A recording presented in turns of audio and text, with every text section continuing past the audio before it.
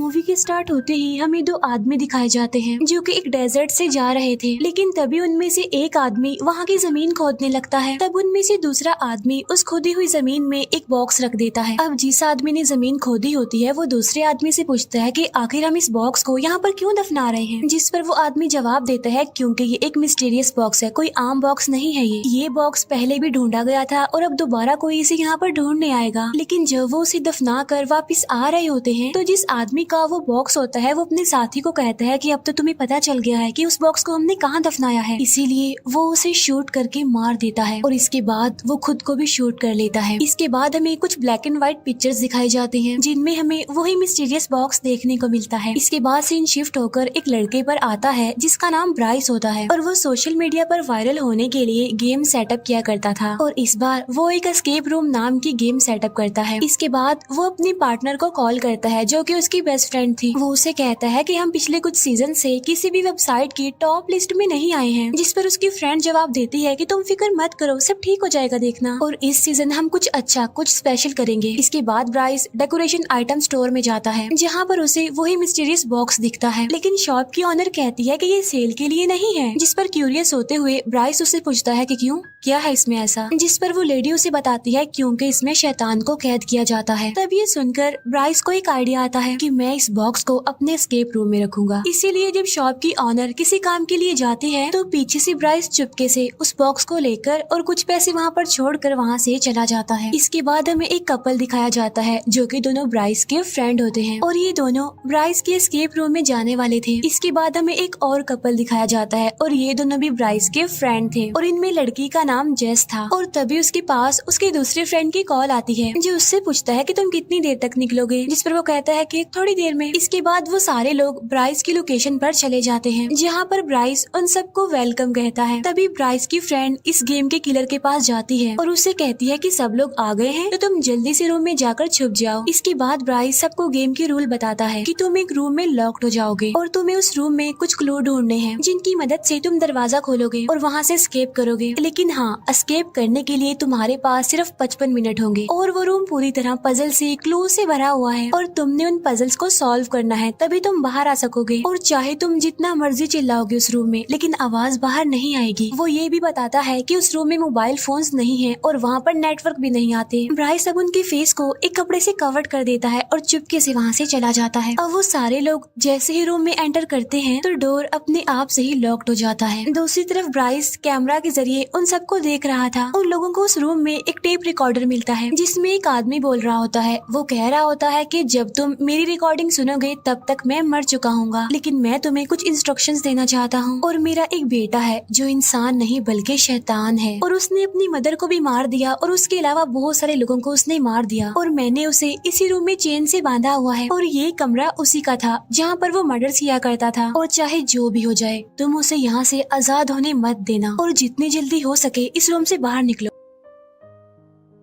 अब क्योंकि वो लोग गेम खेल रहे थे इसीलिए उन्हें ये सारी बातें गेम का ही एक हिस्सा लगती हैं, मजाक समझते हैं वो इसे। अब वो लोग वहाँ पर क्लूज और पजल्स ढूंढने लगते हैं कि तभी उन्हें उस टेप रिकॉर्डर वाले आदमी का बेटा दिखाई देता है जो कि वहीं पर चेन से बंधा हुआ था। तब वो सारे लोग इसे गेम का पार्ट समझकर उस पर हंसने लगते हैं। इसके बाद ब्राइस के एक फ्रेंड को वहाँ पर वही मिस्टीरियस बॉक्स दिखता है और बगैर सोचे समझे वो उस बॉक्स को खोल देता है, लेकिन उस बॉक्स में कुछ नहीं था, यानी वो खाली था। और जब ब्राइस का फ्रेंड वहाँ से चला जाता है तो उसी मिस्टीरियस बॉक्स में से एक ब्लैक कलर का साया निकलता है जो कि उस रिकॉर्डिंग वाले आदमी के बेटे के अंदर चला जाता है, लेकिन किसी का भी ध्यान उस तरफ नहीं जाता और अब हम उस आदमी के बेटे को बॉक्समैन कहेंगे। लेकिन तभी उन्हें एक कबर्ड दिखाई देता है जिस पर लॉक लगा हुआ था और उस लॉक पर कुछ कोड नंबर थे और वो number red, green and blue colour में थे। तभी ब्राइस की फीमेल फ्रेंड को एक इरेजर मिलती है जिस पर DER लिखा हुआ था। फिर जब वो लड़की आगे बढ़ती है तो उसे वहाँ पर एक रस्सी दिखाई देती है और जब वो उस रस्सी को खींचती है तो तभी अचानक से उस टेप रिकॉर्डर वाले आदमी की डेड बॉडी वहाँ पर लटक जाती है, जिस पर पहले तो वो लोग घबरा जाते हैं लेकिन फिर वो इसे भी सीरियस नहीं लेते, वो इसे भी मजाक ही समझते हैं। फिर ब्राइस के फ्रेंड को कप के नीचे से 2 कॉइन मिलते हैं जिन्हें वो क्लू समझकर अपने पास रख लेता है। उधर दूसरी तरफ ब्राइस के ऑफिस के सिग्नल्स अचानक से चले जाते हैं जिससे उसे समझ नहीं आती कि आखिर ऐसा क्यों हो गया। बॉक्समैन जो कि चेन से बंधा हुआ था वो अपनी जगह से थोड़ा सा आगे आ गया था जिस पर उन्हें अब थोड़ा थोड़ा शक होने लगा था, जिस पर वो समझते हैं कि शायद बॉक्समैन की चेन 5 मिनट के बाद थोड़ा थोड़ा खुलती रहती है ताकि वो आहिस्ता आहिस्ता करके आगे आ सके। अब ब्राइस के फ्रेंड को बुक शेल्फ में से 5 रेड, 3 ग्रीन और 4 ब्लू कलर की बुक्स दिखती हैं, जिससे वो समझ जाता है कि वो लॉक जो कबर्ड से लगा हुआ है वो इन्हीं 3 कोड्स के कॉम्बिनेशन से खुल जाएगा, यानी 5, 3 एंड 4। और जब वो इसे अप्लाई करते हैं तो होता भी ऐसे ही है। वो नंबर एंटर करने पर कबर्ड का एक दरवाजा खुल जाता है, जिसमें से उन लोगों को एक चाबी मिलती है और वो चाबी वहीं पर रखे हुए एक सूटकेस की थी। और अब वो उस चाबी की मदद से उस सूटकेस को भी खोलने में कामयाब हो जाते हैं, जिसमें से उन्हें एक सीजर मिलती है। और अब उनके पास सिर्फ 37 मिनट्स रह गए थे। फिर ब्राइस का मेल फ्रेंड उस कैंची को लेकर बॉक्समैन के पास जाता है, जहाँ पर उसे एक कार्डबोर्ड बॉक्स मिलता है और तब वो उस कैंची से उस बॉक्स को काट देता है, जिसमें से उसे एक ड्रॉ का हैंडल मिलता है, जिसे वो अपने दूसरे मेल फ्रेंड को दे देता है। लेकिन तभी बॉक्समैन उस कैंची को लेकर ब्राइस के फ्रेंड को मार देता है और बार बार वो उसे उस कैंची से स्टैब करता है, जिसकी वजह से ब्राइस का फ्रेंड वहीं पर मर जाता है। अब ये सब देखकर उसके फ्रेंड्स काफी डर जाते हैं, इसीलिए वो दरवाजे को पीटते हुए चिल्लाने लगते हैं, लेकिन उनकी आवाज कोई नहीं सुन पाता। इसके बाद हमें ब्राइस दिखाया जाता है जो कि टेरिस पर खड़ा हुआ था। तभी उसके पास उसकी पार्टनर आती है जो उससे पूछती है कि तुम यहाँ पर क्यों खड़े हुए हो, जिस पर ब्राइस कहता है कि मैं परेशान हूँ क्योंकि मेरे कैमरे के सिग्नल्स चले गए हैं, जिस पर उसकी पार्टनर उसे कहती है कि तुम्हें गेम को बंद कर देना चाहिए। लेकिन ब्राइस ऐसा करने से इनकार कर देता है, क्योंकि अगर वो ऐसा करेगा तो उनका गेम खराब हो जाएगा, जिसकी वजह से पब्लिक उनके एस्केप रूम को बेकार ही रिव्यूज देगी। उस रूम में ब्राइस के सारे फ्रेंड्स काफी डरे होते हैं, काफी घबराए होते हैं। वो बॉक्समैन पर चीजें उठाकर मारते हैं, लेकिन उसे इसका कोई असर नहीं होता। ब्राइस का फ्रेंड जेस की बैग से मोबाइल निकाल कर पुलिस को कॉल करने की कोशिश करता है। अब जाहिर सी बात है वहाँ पर नेटवर्क नहीं आ रहा था। अब जैसे जैसे टाइम गुजरता जा रहा था, बॉक्समैन अपनी चेन से खुलते खुलते आगे आ रहा था, यानी उन लोगों के करीब आता जा रहा था। ब्राइस का फ्रेंड कहता है कि हमें गेम को कंप्लीट करना होगा, वरना ये तो हमें भी मार देगा।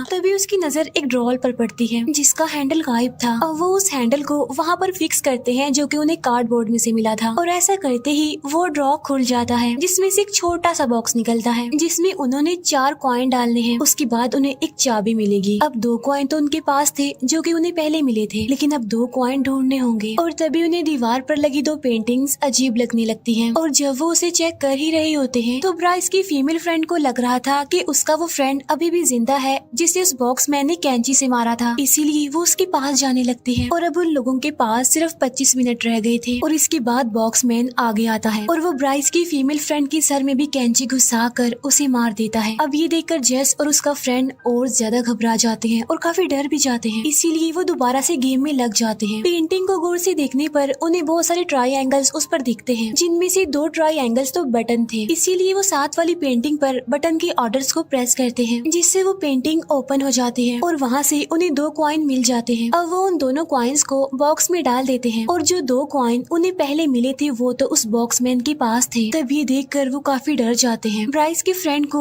वहाँ पर एक स्मोक अलार्म दिखता है जो कि बिल्कुल बॉक्समैन के ऊपर लगा हुआ था, इसीलिए वो जेस को समझाता है कि मेरे पास एक लाइटर है, मैं बॉक्समैन के पीछे जाऊंगा, उसे डिस्ट्रैक्ट करूंगा, तब तक तुम लाइटर को स्मोक अलार्म के पास ले जाकर जला देना। तब जेस का फ्रेंड ऐसा ही करता है, वो बॉक्समैन के पीछे जाकर उसकी चेन पकड़ लेता है और जेस उस लाइटर को स्मोक अलार्म के पास ले जाकर जलाती है, लेकिन इससे कुछ भी नहीं होता। फिर वो दोनों किसी तरह बचकर बॉक्समैन से दूर आ जाते हैं। टाइम गुजरता जा रहा था, उनके पास सिर्फ 19 मिनट रह गए थे। उधर ब्राइस की पार्टनर उसे समझा रही होती है कि अगर उन लोगों को उस रूम में कुछ हो गया तो हम बहुत बुरा फंसेंगे देखना, इसीलिए तुम्हें किसी भी तरह करके इस गेम को खत्म करना होगा। लेकिन ब्राइस अब भी इस बात के लिए एग्री नहीं हो रहा था और अब वो सिग्नल जाने से पहले की वीडियो देखने लगता है कि आखिर सिग्नल जाने की वजह क्या है, जिससे उसे पता चलता है कि सिग्नल्स तब गए थे जब उस मिस्टीरियस बॉक्स को खोला गया था, जिसके बाद उनकी गेम का किलर अजीब तरीके से कैमरा को देख रहा होता है और तो और उसने कैमरा का वायर निकाल दिया और यही वजह बनी कि सिग्नल्स चले गए। तब ये देखकर ब्राइस समझ जाता है कि ये सब कुछ उस बॉक्स के खुलने के बाद ही हुआ। अब क्योंकि जेस और उसके फ्रेंड के पास बचने का कोई चांस नहीं होता, तो जेस का फ्रेंड उससे कहता है कि मैं जाऊंगा बॉक्समैन के पास उसे वो कॉइन्स लेने, लेकिन जेस उसे ऐसा करने से मना कर देती है, जिस पर उसका फ्रेंड उसे कहता है कि देखना मैं जरूर ले आऊंगा वो कॉइन्स। इसके बाद जेस का फ्रेंड बॉक्समैन के पास जाता है जहाँ पर उसे कांच का टुकड़ा दिखाई देता है और तभी जेस बॉक्समैन की तरफ एक सूटकेस फेंक कर मारती है। तब मौके का फायदा उठाकर जेस का फ्रेंड उस कांच के टुकड़े को बॉक्समैन की आंख में घुसा देता है। अब इतनी खतरनाक हमले के बाद भी बॉक्समैन को कुछ नहीं होता, उल्टा वो उसी कांच के टुकड़े से जेस के फ्रेंड पर अटैक करता है, जिससे जेस का फ्रेंड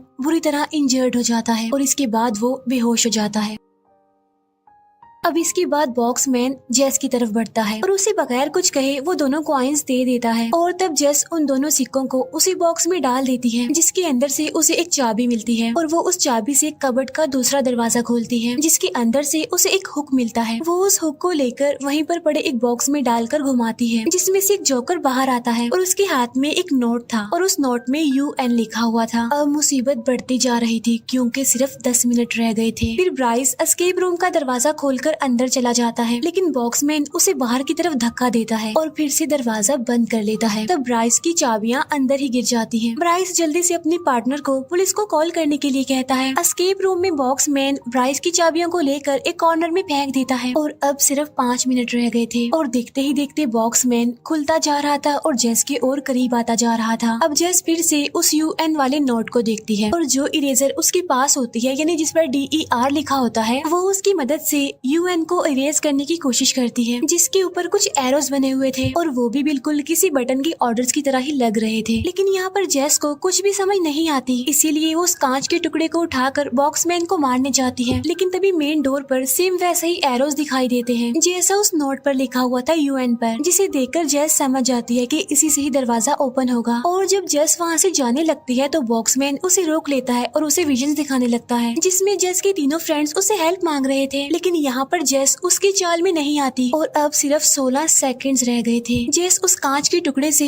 बॉक्समैन पर स्टैब करती है और वो मेन डोर पर बने एरोस को उन्हीं एरोस के ऑर्डर से ही प्रेस करती है, जिसकी वजह से वो डोर ओपन हो जाता है और जेस टाइम से पहले ही वहाँ से बाहर आ जाती है। और तब बॉक्समैन जेस के लिए क्लैपिंग करने लगता है, शायद इसलिए कि वो इस गेम की सर्वाइवर थी। इसके बाद जेस वहाँ से भाग जाती है। इतनी ही देर में वहाँ पर पुलिस भी आ जाती है, जो कि एस्केप रूम में जाती है, जहाँ पर बॉक्समैन पुलिस पर भी अटैक करने ही वाला होता है कि तभी पुलिस उसे ही शूट कर देती है और यहाँ पर बॉक्समैन का खेल खत्म हो जाता है। उसके मरते ही वो काला साया उसके अंदर से निकल जाता है। इसके बाद जेस एक एम्बुलेंस के पास खड़ी हुई थी क्योंकि उसके फ्रेंड को हॉस्पिटल लेकर जाया जा रहा था, वो इंजर्ड था काफी। और वहीं पर ब्राइस भी खड़ा हुआ था, जो जेस को देखकर क्रीपी सी स्माइल पास कर रहा था। ऐसा लग रहा था कि वो काला साया अब उसके अंदर आ गया हो। तब ब्राइस अजीब तरह से रिएक्ट करते हुए वहाँ से दूर चला जाता है। इसके बाद ब्राइस की पार्टनर उस बॉक्स को उसी शॉप पर लेकर जाती है उसे वापस करने के लिए, और वो शॉप की ओनर को बताती है कि मैं ब्राइस के साथ रहती थी, लेकिन अचानक से वो एक दिन गायब हो गया। जिस पर शॉप की ओनर कहती है कि मैंने उस दिन उसे समझाने की कोशिश भी की थी कि ये एक खतरनाक और मिस्टीरियस बॉक्स है, लेकिन उसने मेरी बात का यकीन नहीं किया और वो इसे कोई टॉय समझकर ले गया। तब शॉप की ओनर ब्राइस की पार्टनर से पूछती है कि क्या तुमने इस बॉक्स को देखा था खुलते हुए, जिस पर ब्राइस की फ्रेंड कहती है कि हाँ देखा था, जिस पर वो शॉप की ओनर कहती है कि